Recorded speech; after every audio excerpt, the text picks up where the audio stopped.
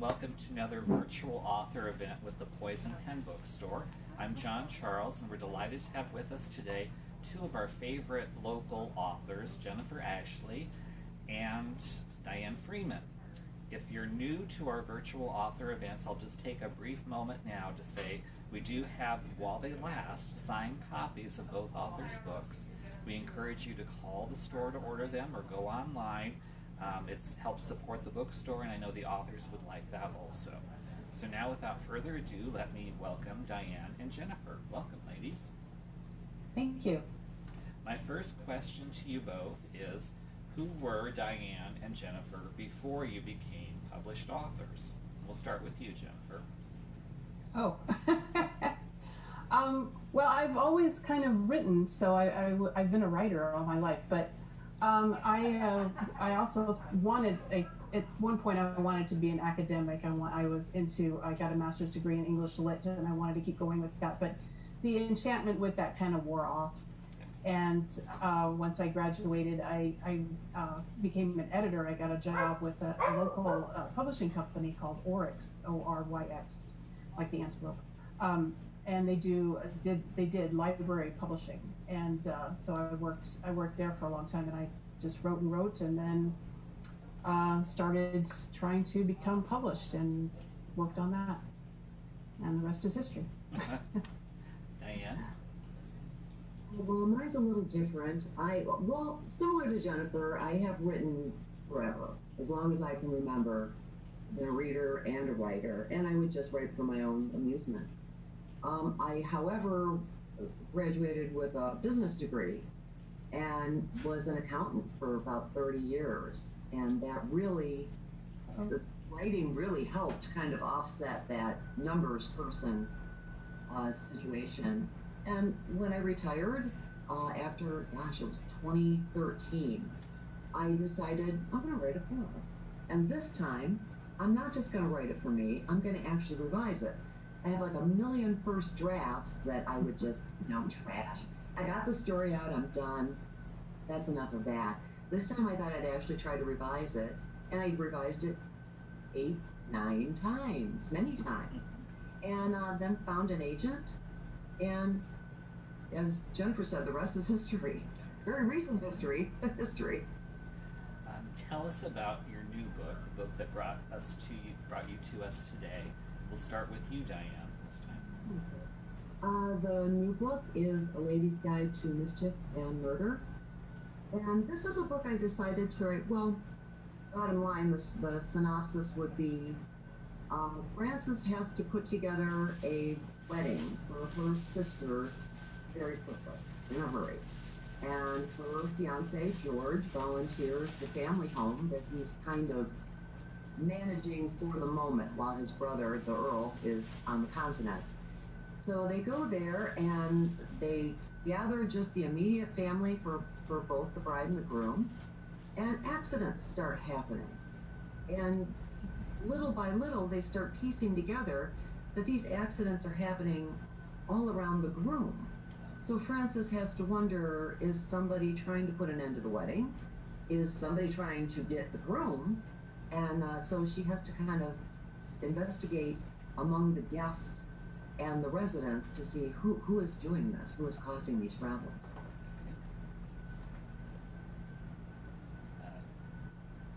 Looks like Jennifer's travel. Right. Sorry. That's okay. I meant to get something before I started, and then I forgot, so. Okay.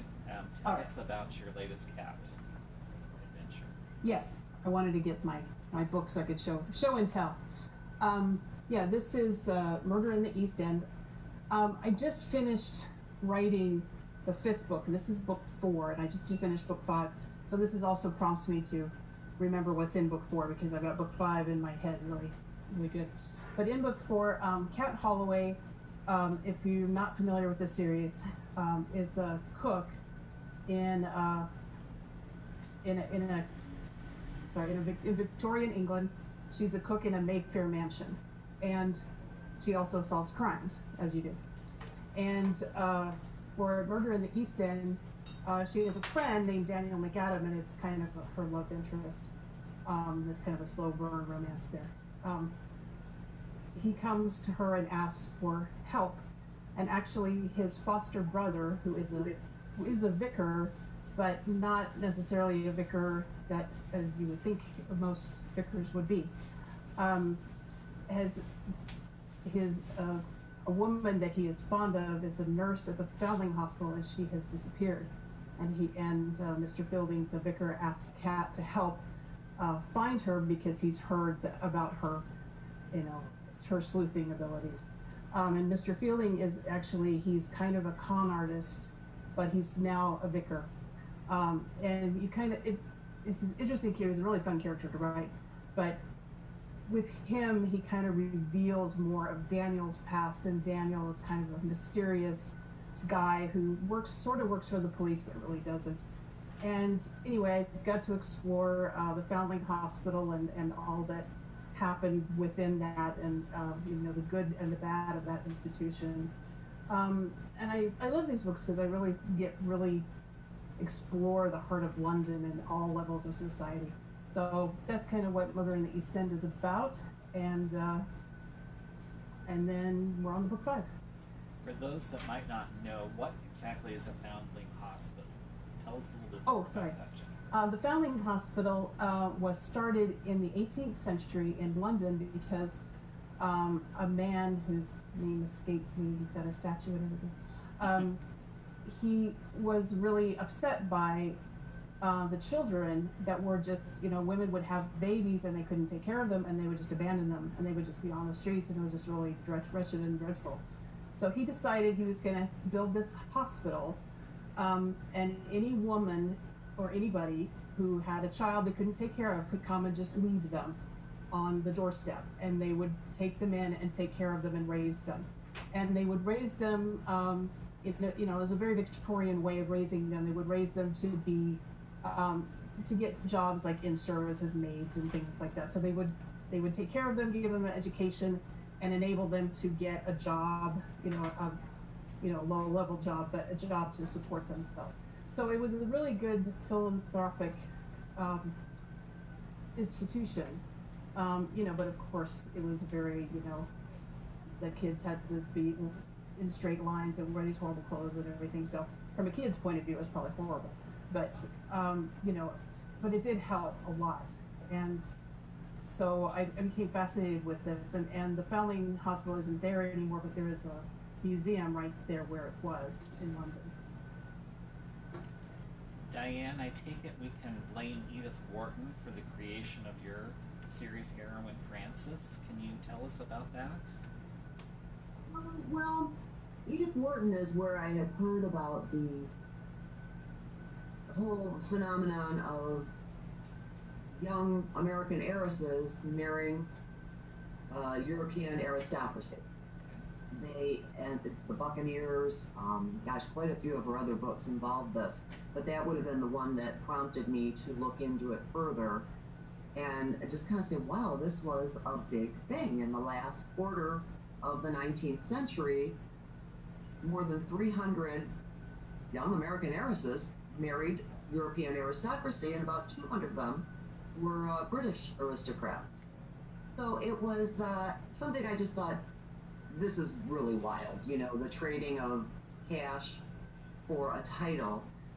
But the more I thought about it, the more I investigated it, they really didn't have many other options. They could not break into the established society in either Boston or New York or even San Francisco. They were the nouveau riche.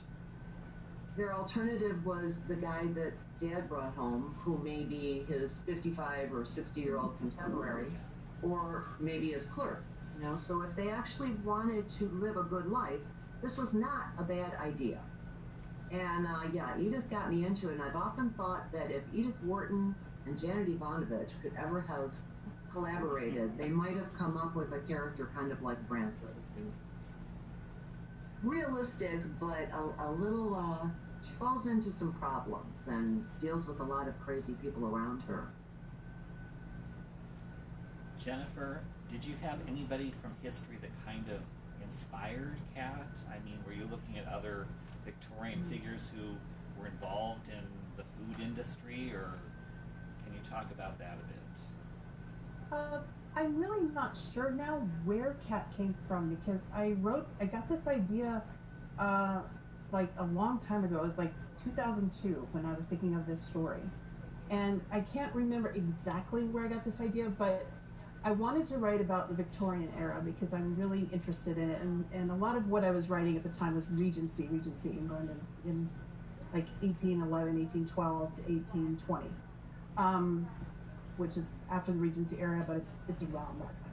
But Victorian era has always fascinated me, and I thought I would like to set a book there because there's just so much going on at that time, and changes in science and changes in the way we perceive history, and archaeology was starting to be really huge, and we were just learning so much more about the world and how it worked, and moving away from the mystical into the hard science and all the problems that engender, and it just was very fascinating to me.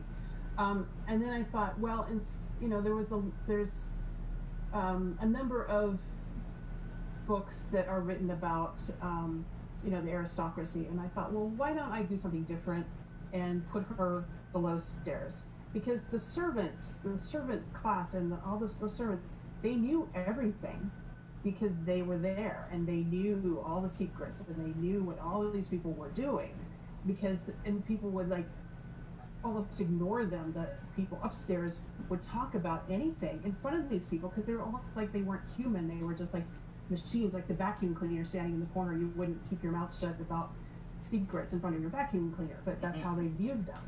So so I thought, what, this is a great network of knowledge, and I just thought of Kat, and I wanted to make her a young woman so that the series, went on a long way. She'd have time to age. And I was just fascinated by that, and by that perspective from below the stairs instead of above the stairs. It does make it a bit difficult for Kat, though, because realistically she has a job to do. So Oh, do yeah, you I factor know. that in when she's? I mean, she can't just skip out and go trace a suspect. So No, does that that's impact true. your plotting? Do you have to figure? Uh, yeah, I do. I have to figure out ways to get her out of the kitchen. But I've kind of given her an out a little bit because she secretly has a daughter that she had 10 years before. And she had the daughter out of wedlock, but she didn't know it. She thought she was legally married to a guy that turns out she was not. So she's afraid to, because back then a lot of people would not hire you if you had children, or you were even married. If you were a woman, they wouldn't hire you, or they would fire you if they found out. So she keeps this daughter secret, but she makes sure that when she gets a job, she's a very, very good cook, and everybody wants her because she's a wonderful cook. So she says, okay, you can have me, but I get a full day and a half day out every week, so I can go and see her daughter. She didn't say that, but so she makes sure that she has time built in. She's not going to just be there 7 days a week. And all servants did have a day out or an afternoon out at least. It wasn't a whole lot of time. It was a few hours maybe. But she makes sure that she has that time. And I do other, she does have to do other things. She has to go out to go shopping for the food, and so I kind of build around that. But yeah, it is a challenge. When both of you began writing your series, did you know at the time that you were planning on having them a series? If you didn't, how did that impact you further along the lines? Did you discover in book 3 that you wish you hadn't done something in book 2? Talk a little bit about the role of series in terms of the writer's process, and we'll start with you, Dianne. I think I always saw, right from A Lady's Guide to Etiquette and Murder, I saw this as a series. And what I didn't know, and what I know now and wish I knew then, was the planning it out book after book after book. In my mind, I had a 3-book contract. It would be 3 books.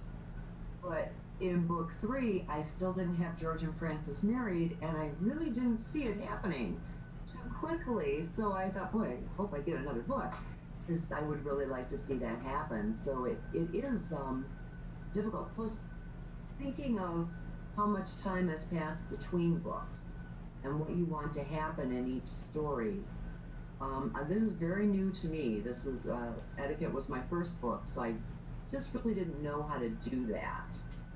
If anybody out there is writing, it's a good idea if you're thinking of a series to know how much time is passing, so that you get a certain continuity, and also the growth of the character, because each book you still want your characters to grow.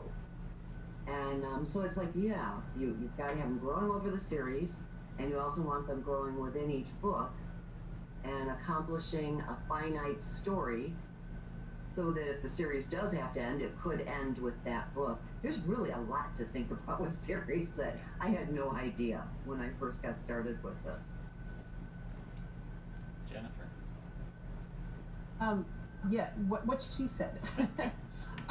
Yeah, when I started CAT, I did think of it as a series. I tend to think in series. When I get an idea for a book, it tends to be, okay, how can I extend this into a series? But yes, you do have to do the whole continuity plus character development over time, plus get each story to be a story in itself.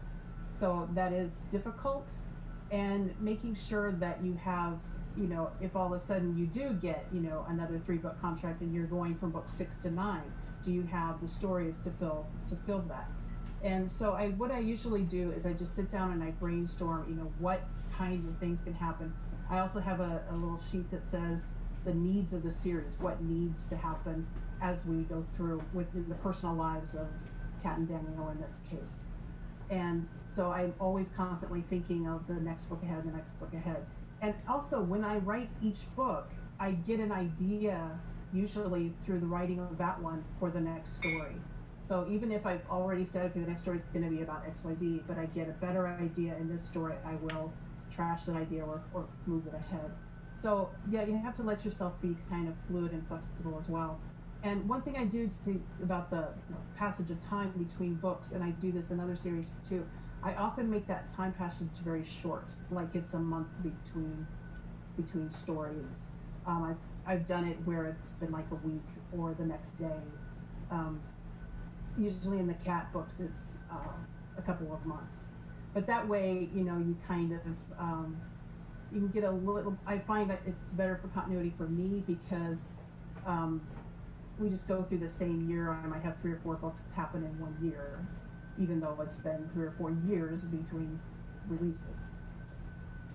Because both of you are writing mysteries in these series, talk to us a little bit about how you plot out the actual mechanics of who did it, how you insert clues, do you know in advance, this is how you want to reach your particular end, are you surprised by it? So just the plotting of the mystery aspect. Dianne, do you want to start? That has changed for me over time, but probably with book 2 on forward, okay, I start off knowing what basically I want to write about. So then I think, okay, how can I, in this particular book, the one, Mischief and Murder, I knew I wanted a situation where Frances was on her own, where she would have to save the day. So I knew that meant I'd have to put George in a situation where he was kind of in denial that anything was going on, because he's pretty good at this, so I need him to be caught off guard.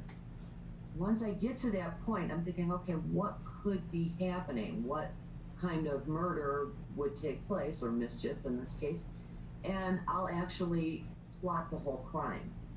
So when I start off, I have my victim, and in this case I had many victims. I have what the crime is, who did it, who's gonna do the investigation, what are the police gonna do. So I do the whole who, what, where, when, why, and how before I ever even start outlining the book. So I'm really tight on the crime itself, which is not to say that it doesn't change. Occasionally when you do actually get past that first draft, you think, well, this didn't really work. You know what, this guy is a better suspect. I think I like him. And then, yeah, once I'm through that, the whole crime plotting, maybe I've done one draft, I'm now going to go in and make sure I have all my red herrings in there and all these things that are going to send you looking in the wrong direction. And pretty much by then, I've got the whole mystery taken care of. Now it's just the rest of the writing. Jennifer? I'm a little more insane because I will make the story up as I go along, and I usually do not know who committed the crime. I do know what the original crime is. Like when you first start Murder in the East End, I know that this nurse has gone missing, and we're going to find out. You know, I don't want to give anything away, but we're going to find out what happens to her. And there's a lot of twists and turns along the way, but I usually don't know who it is until the end because I kind of meet the suspects as they come on stage, and I might have planned like, oh, this would be a good person to have done it for this reason. But when I meet that person on the page, suddenly it's like it's either too obvious or it just doesn't feel right, and I will just keep going until I find the perfect person, and then I'll decide then, and it's often like 3/4 of the way or 7/8 of the way through the book. But that's the first draft, and then I come back through and I say, okay, now that I have in mind this is the killer, and this, let's see, like Dianne said, put in the red herrings and kind of make it a little more twisty so you don't immediately zoom in on that person and say, oh yeah, that's who it is. And so yeah, I don't do a lot of pre-writing. I just I know what the situation is. And one thing I do to plot my books in London is I look at old maps of London, and they're so incredibly detailed maps from the 19th century. It's map making. I don't know what happened to map making, but they're sure has deteriorated. These maps are just amazing. And so they'll mark a building and they'll say this is this building wherever, and I'll look at it and I'll say, what is that? And I'll research the building and see what it is, where it is, history, and from that I get a lot of plot ideas. Like I want something to happen in this. Like my next book, Cat Book 5, it's going to be set at the Crystal Palace, which this is in the 1880s. So the original Crystal Palace has been demolished and taken away, and it was rebuilt in the southern suburb of London, and it was a big tourist attraction for many years until it burned down in the 30s, the 1930s. And so I looked at that, and I even have a guidebook to it from the era, and it was just so interesting. So that's another way I plot the stories, is I just fix on one part of the city and say, what is that? Let me see what I can do with it. Both of you set your books in the Victorian era.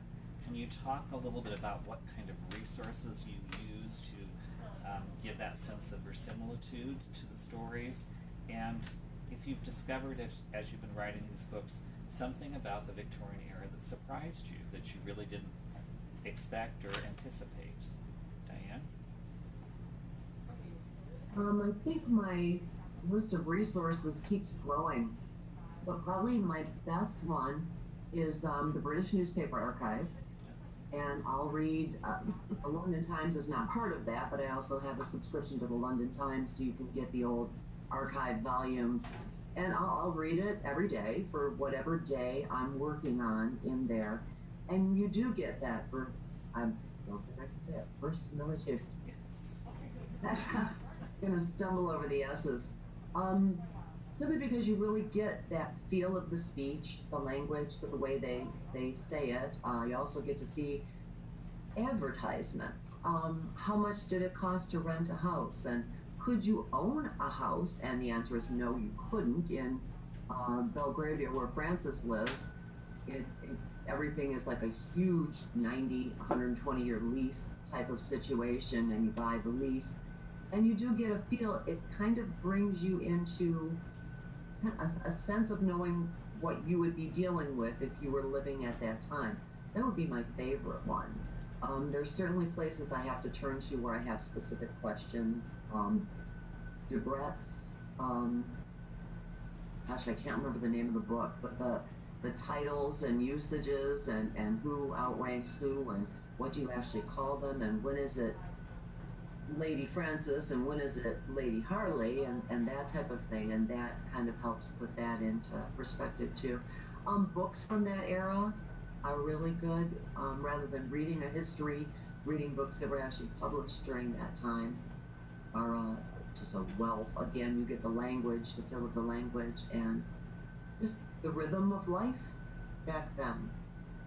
It was a lot of fun. I loved it, especially since this whole pandemic has been going on. It's been really great to kind of lose myself back in 1899. Yes.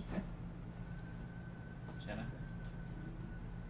Yeah, I have to second the British Newspaper Archive. It's amazing, and one thing I like about it too is that you see things, these articles about things that happened during the time that the history books don't include.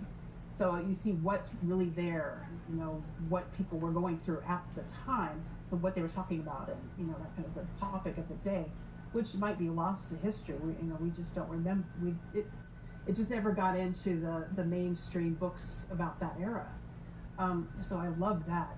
Also for me, I read a lot of cookbooks, and especially Mrs. Beeton and her fabulous all-encompassing book it was about cooking, about how you train the servants. It's everything, but all her recipes and things. And it was a little bit surprising to me to see that the recipes that are in these books are easily replicated today. You don't need any, strange ingredients that we just don't have anymore. A couple of times, you say, what is that? And one thing they did is when they had sugar, they didn't buy it in a bag like we do. They bought it in a loaf. It was hard in a loaf, and then you had a little hammer and you broke it up until if you broke it up, jaggedly, it was the lumps that you put in your teacup. That's what the lump of sugar comes from. And they weren't cubes, they were lumps. And then you could really pound it out to put it in your cake and stuff.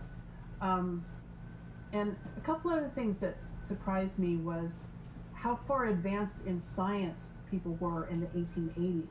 We tend to think of Darwinism and Darwin as kind of late in the era, but he had passed away like in 1860 or something, and his Origin of the Species was fairly early.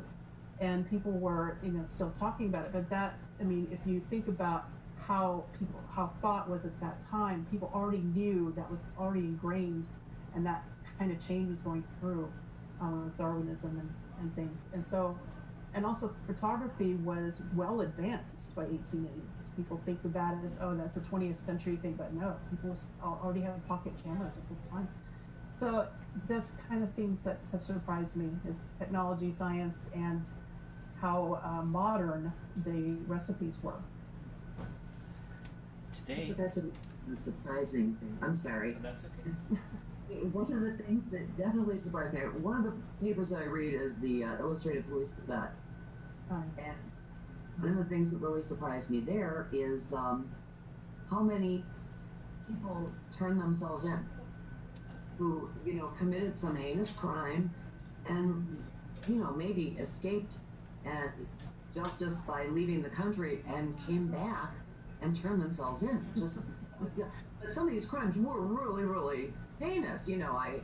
I married my second wife, and I murdered her 2 children, and then I murdered her, and then they would come back and turn themselves in, and it was, I don't know, I just don't see that happening.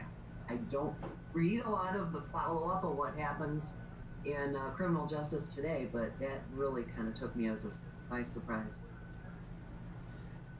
Today is independent bookstores are celebrating romance fiction, and while you write historical mysteries, there is kind of a hint of romance to both your series. Can you tell us a little bit about that relationship between Francis and George and Kat and Daniel? We'll start with you,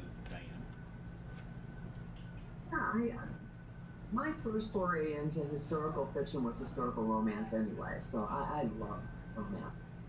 And I did feel that it was unlikely that Frances would be able to just do what she does and investigate murders without some male counterpart. And I do like the kind of slow burn romance that just grows over time. My husband and I dated for 7 years before we got married. We didn't want to rush into anything. And I kind of like that. You can really say that. You can keep the kind of romantic tension going. And it's one thing you'll learn, I think, in this book is that For George, the romance goes back a little further. He and Frances met long ago, and she's aware of that, but she didn't know that he had intentions for her back then. And as you get, don't want to spoil it too much, but she does find out in this book what exactly happened back then, and it wasn't just chance that they got together. George would have found her at some point. Once Reggie passed away, her first husband, he knew that he'd go after Frances as soon as he could. So it's been fun. I like them. They mesh together. They've got really good chemistry, I think, and they're just a real fun couple to write.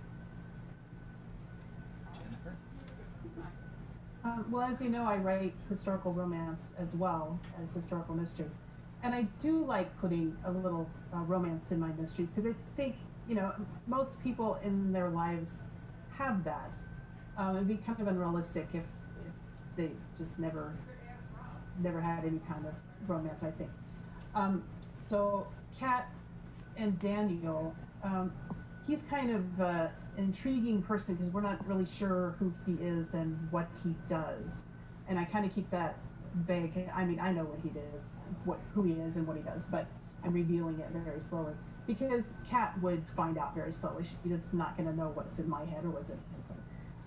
And I when I first came up with Kat, I said, well, what kind of, I was trying to find a person for her. And then Daniel just kind of walked into the scene as the man delivering the flour to her kitchen. And he was just handsome and charming and fun.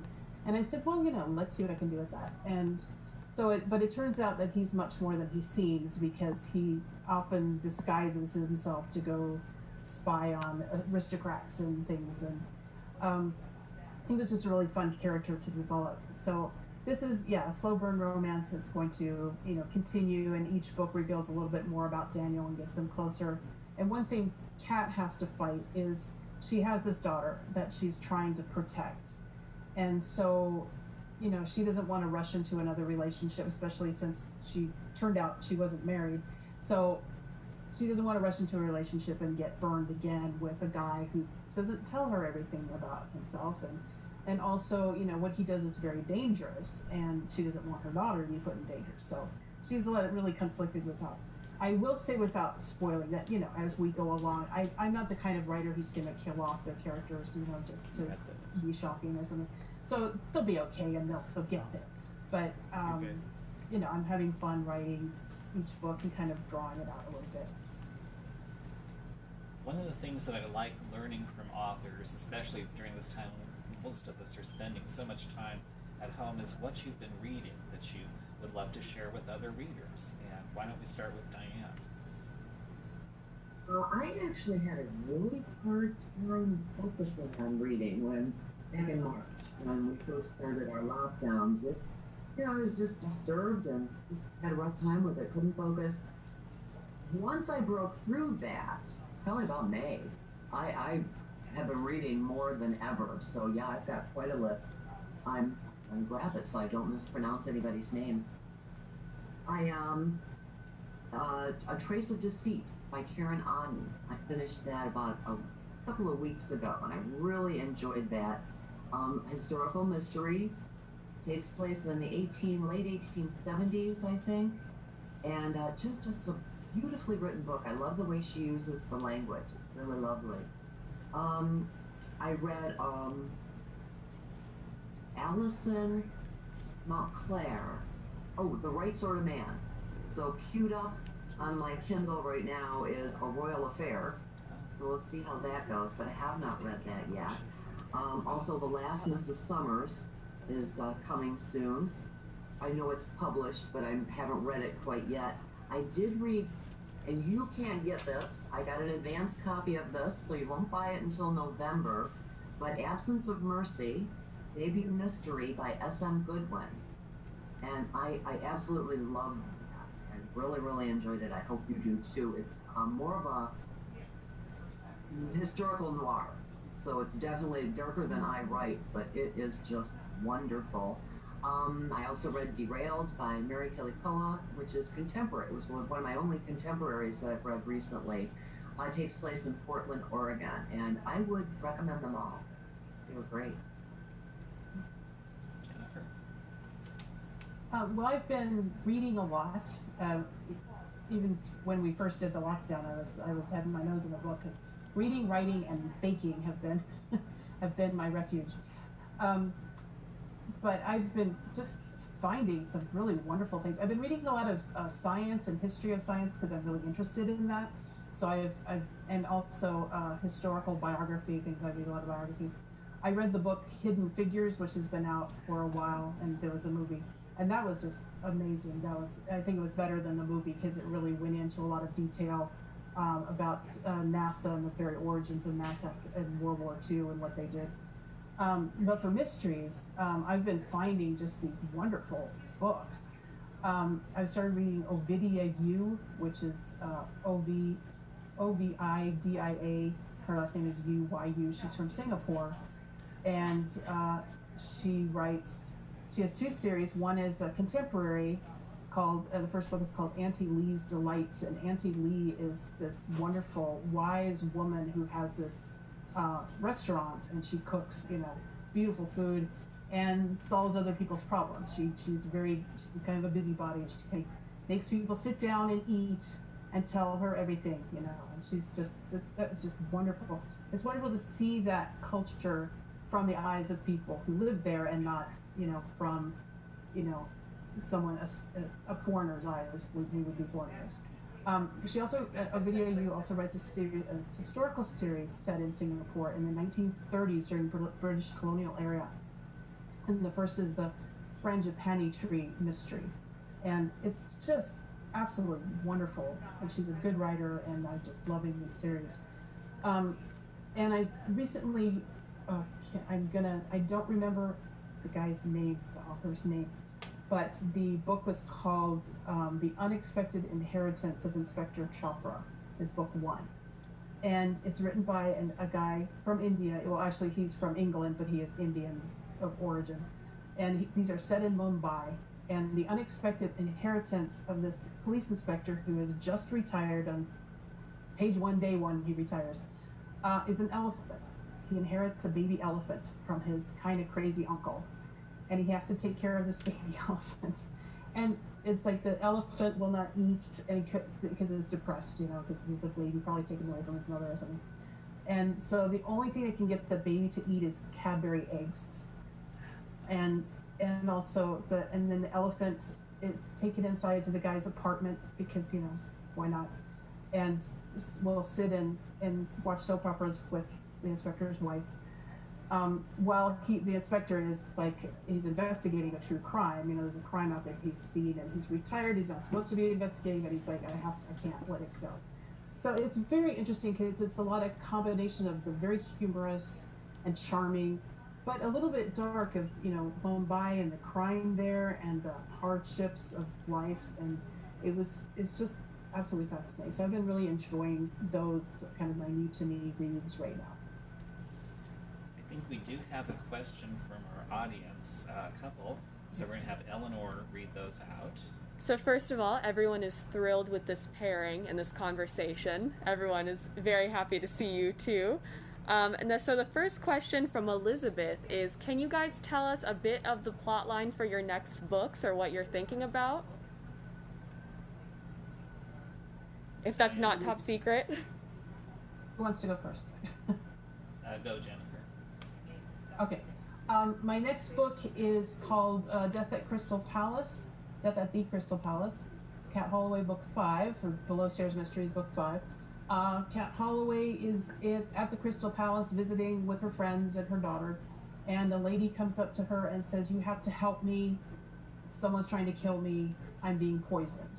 And Kat says, "Well, I can't just walk away. I gotta find it out." So she gets involved with this family who are, I kind of call it my Agatha Christie book because she really gets into this family, this aristocratic lady and her children, her stepchildren, and all of this stuff is going on. And at the same time, if you're familiar with the books, Lady Cynthia is a character who lives upstairs in the house where Kat works downstairs, and Lady Cynthia likes to cross-dress in men's clothing. Lady Cynthia's parents, Lady Cynthia lives with her aunt and uncle, but Lady Cynthia's parents come from the country, and they're a little bizarre, and they've come to get Lady Cynthia married. So Lady Cynthia does not want to be married, and so this is kind of a secondary thread going on, and Daniel gets involved in that one too, because Daniel is investigating. About this time, there were really grisly murders in Ireland where Irish nationalists had murdered some English diplomats, and so he's investigating that, and it all kind of meshes together. So that's coming next book. Diane? Book 4 is, let's see, now that they've got Lily married off, George and Frances can be open about their relationship. They've announced their engagement, they're planning their wedding. The only thing that stands between the two of them and years of marital bliss is his wife. And when a woman is, she's a French woman, exotic, she's arrested for assaulting a Grand Duke of Russia outside of Marlborough House. And when that happens, she claims that she's not only the Duke's cousin, but she is Mrs. George Hazelton. So, of course, they contact George and bring George and Frances into the picture. Frances can't decide if the woman is crazy or if she's just confused. But shortly, this woman is dead. And when her body is found in Frances's backyard, she and George become the prime suspects. Then they're going to have to kind of go through the crazy stories this woman has been telling them to find out what's true, what's false, and if it leads them to the killer. One thing about this book is I went a little bit more elaborate than I would normally tell you about a book because it needs a new title. We've kind of been told that the sales and the promotions people are getting a little tired of a lady's guide too. So we need to come up with something. And if anybody has any thoughts on what's a good title for this book, email me, DianneFreemanWrites@gmail.com, or put it in the comments. And if we pick your title, I will thank you in the acknowledgments and send you a book. But we've got to come up with something new. That seems like a good note to end things today. I'd like to thank both of our authors, Diane and Jennifer, for being with us, and thank you for tuning in.